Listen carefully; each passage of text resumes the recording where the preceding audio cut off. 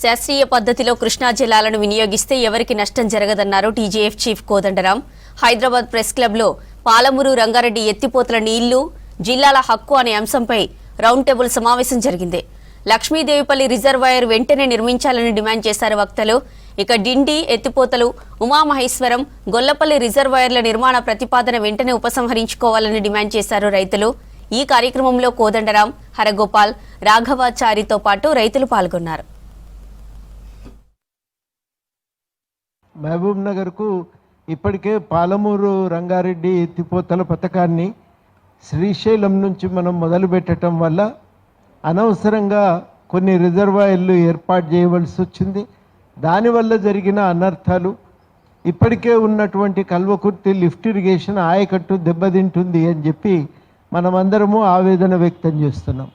అది అట్లుండగా ఇప్పుడేం చేస్తున్నారంటే మరి మళ్ళొక విడత రిజర్వాయర్లు కట్టి ఈ నీళ్లను శ్రీశైలం నుంచి మళ్ళీ అటు తరలించాలని, డిండికి తరలించాలనే ప్రయత్నము అది న్యాయసమ్మతమైంది కాదు. నల్గొండకు నీళ్లు ఇవ్వటానికి ఈ సభ వ్యతిరేకం కాదని నేను గట్టిగా నమ్ముతున్నా.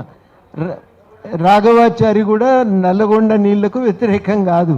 నల్లగొండ సాగు నీటి సమస్య పరిష్కారానికి, తాగునీటి సమస్య పరిష్కారానికి అందరం కట్టుబడి ఉన్నాం.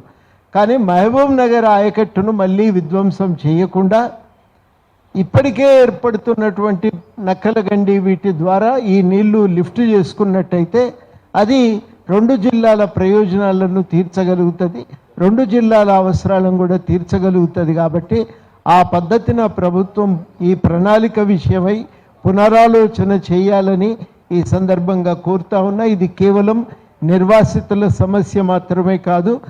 పాలమూరు జిల్లా నీళ్ళ సమస్య, ముఖ్యంగా డిండి ప్రాజెక్ట్ గురించి నేను మాట్లాడితే ఆయన ఏంటి సార్ మీరు పాలమూరు, నల్గొండ ఇట్లా తేడాలు చేసి చూడడం ఇంట్రెస్టులు, ఇదంతా తెలంగాణ ప్రజలే కదా, నల్గొండ వాళ్ళు తెలంగాణ ప్రజలు కాదా?